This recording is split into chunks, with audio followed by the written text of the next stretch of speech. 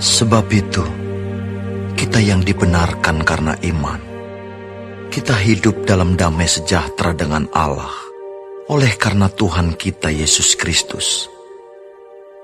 Oleh Dia, kita juga beroleh jalan masuk oleh iman kepada kasih karunia ini. Di dalam kasih karunia ini kita berdiri, dan kita bermegah dalam pengharapan akan menerima kemuliaan Allah. Dan bukan hanya itu saja, kita malah bermegah juga dalam kesengsaraan kita.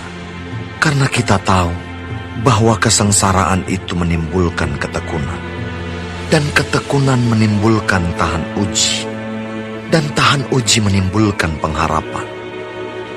Dan pengharapan tidak mengecewakan, karena kasih Allah telah dicurahkan di dalam hati kita oleh Roh Kudus yang telah dikaruniakan kepada kita.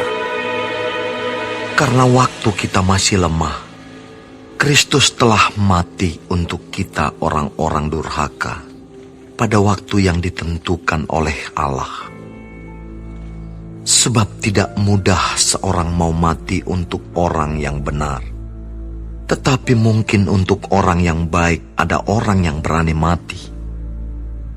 Akan tetapi, Allah menunjukkan kasih-Nya kepada kita, oleh karena Kristus telah mati untuk kita ketika kita masih berdosa.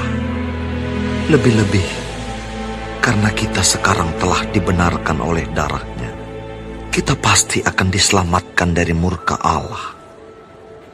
Sebab jikalau kita, ketika masih seteru, diperdamaikan dengan Allah oleh kematian anaknya, lebih-lebih kita yang sekarang telah diperdamaikan, pasti akan diselamatkan oleh hidupnya. Dan bukan hanya itu saja, kita malah bermegah dalam Allah oleh Yesus Kristus, Tuhan kita. Sebab oleh Dia kita telah menerima pendamaian itu.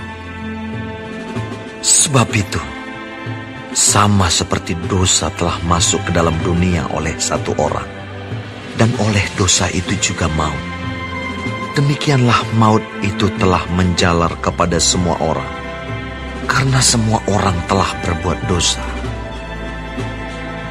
Sebab sebelum hukum Taurat ada, telah ada dosa di dunia. Tetapi dosa itu tidak diperhitungkan kalau tidak ada hukum Taurat. Sungguh pun demikian, maut telah berkuasa dari zaman Adam sampai kepada zaman Musa, juga atas mereka yang tidak berbuat dosa dengan cara yang sama seperti yang telah dibuat oleh Adam, yang adalah gambaran Dia yang akan datang. Tetapi karunia Allah tidaklah sama dengan pelanggaran Adam.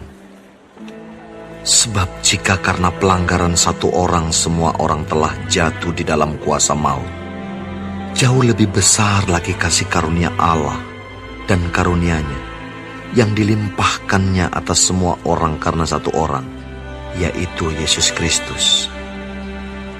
Dan kasih karunia tidak berimbangan dengan dosa satu orang.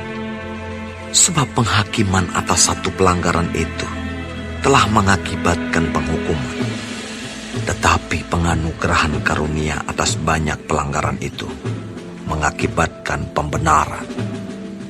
Sebab jika oleh dosa satu orang, maut telah berkuasa oleh satu orang itu, maka lebih benar lagi mereka yang telah menerima kelimpahan kasih karunia dan anugerah kebenaran akan hidup dan berkuasa oleh karena satu orang itu, yaitu Yesus Kristus.